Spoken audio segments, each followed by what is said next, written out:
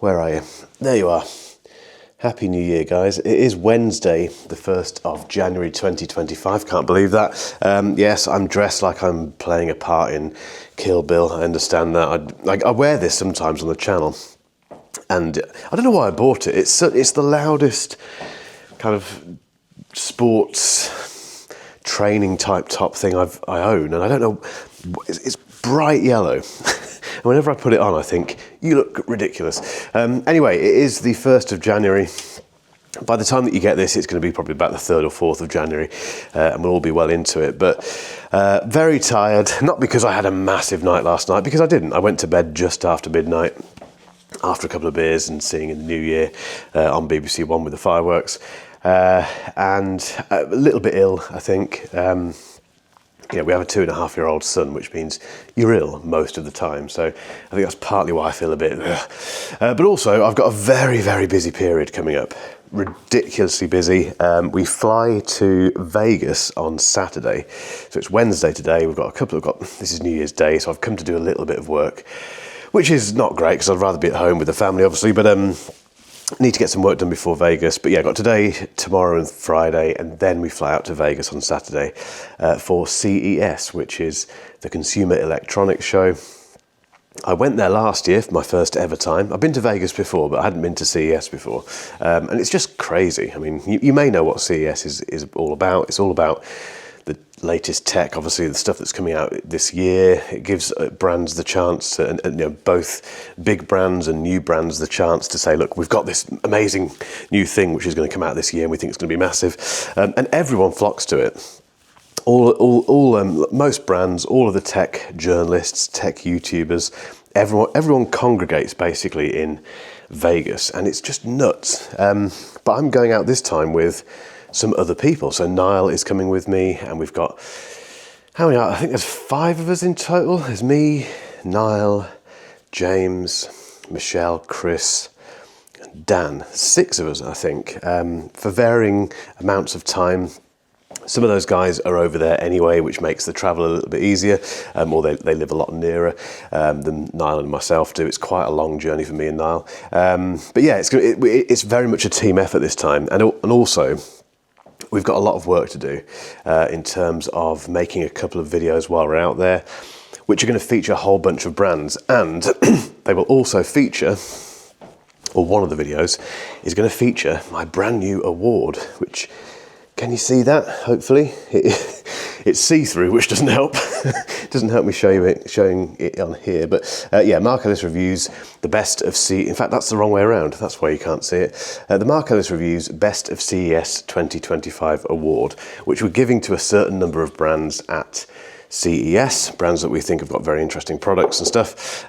First time we've ever done that, which is very exciting. And but yeah, and lots of other, and just networking and going to different events and stuff. It's crazy. It's an amazing opportunity, amazing experience. But it happens so early in the year. I think the 7th of January is when it opens. But we get there before to do other things, and it would just be nice to have one extra week to do. But anyway, I'm not moaning. I am moaning, but I'm not moaning. The purpose of today's or this week's newsletter is, it won't take long, to be honest. I've talked about it quite a bit on the channel, not the channel, on this newsletter, I think.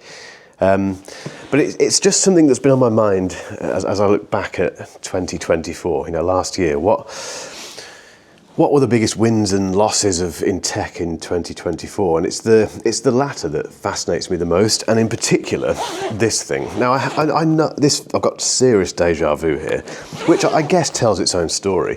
I'm pretty sure I have sat here in front of you guys and talked about Vision Pro fairly recently. If that's the case, apologies. But like I say, there's a reason I keep talking about it, and it's because it's such a fascinating product. And I think I've seen a few some pieces of commentary in this industry recently saying that Vision Pro was one of the biggest failures, one of the biggest tech failures of 2024, and I don't think it was.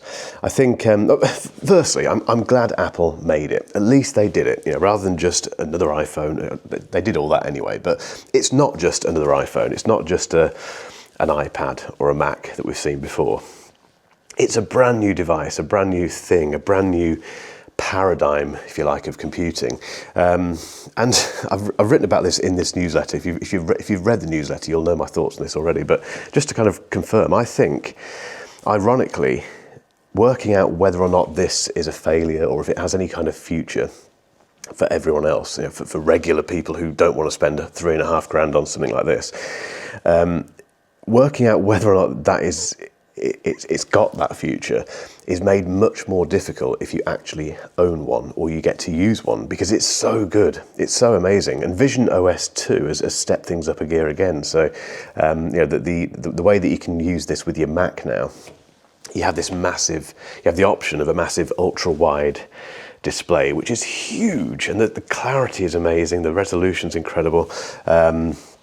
It's such an amazing way to use it, and various other things that they've built into Vision OS 2, including the ability to turn 2D photos into spatial images, which basically takes a regular photo that you might have shot with your iPhone, and it gives it depth, and it's again incredibly difficult to explain what it's like unless you strap this to your face, but it is very, very impressive. So when you experience that stuff, it's very hard to work out. Basically your judgment becomes clouded. By the way, I'm still wearing this hat because it's freezing in here, and I'm not in this room for very long now, so it's not worth turning the heating on. That's why I'm dressed like this. Anyway. So yeah, your judgment about it is clouded if you've used it because it's so good. Also, I dropped this yesterday. I was filming a little short form video about it, and I did the thing that you're not supposed to do without thinking, because I was filming and talking and stuff. I held this part, which is the detachable, I think it's called the light seal.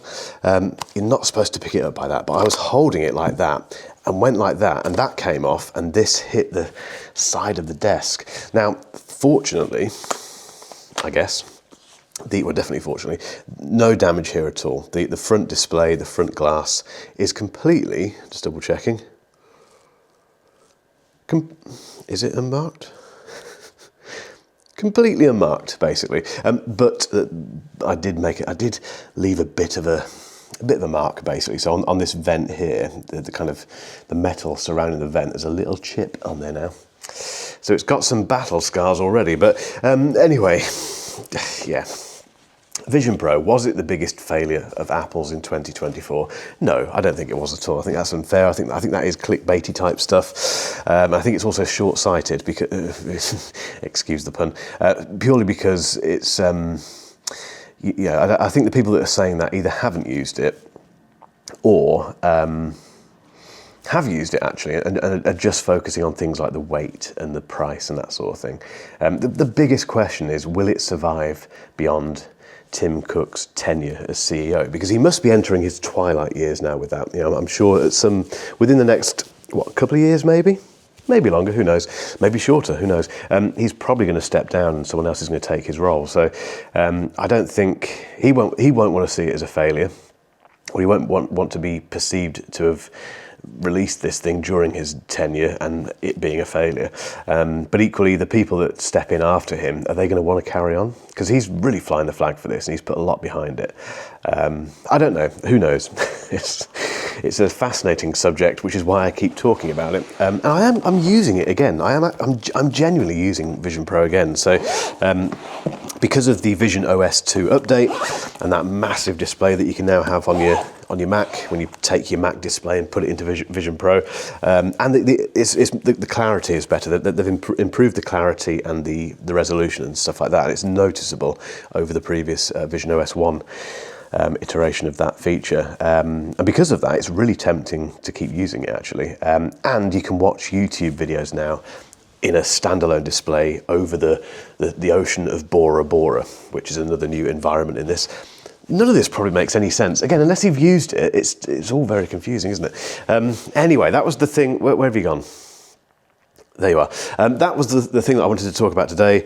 So yeah, just Happy New Year, guys. And thank you so much for joining me on the journey last year, can't believe I'm saying that, but last year it was a wild ride in terms of videos that we made and traveling and all sorts of stuff going on. I think this year is going to be even more of a wild ride, to be honest, which I'm not quite ready for yet. I need to get into it, which I will do hopefully by Saturday. But yeah, thank you for watching, for commenting, for subscribing, for watching this newsletter. I know it's changed recently, but we're trying to put more effort into it really and put more stuff, interesting stuff in there. But yeah, as always, it's a bit of a cliche, but I couldn't do it without you, genuinely. And here's to 2025 and what on earth this year is going to bring, because who knows? Anyway, Uma Thurman now needs to do a bit more work. This outfit. Anyway, cheers guys. Happy New Year. Catch you next week. Cheers.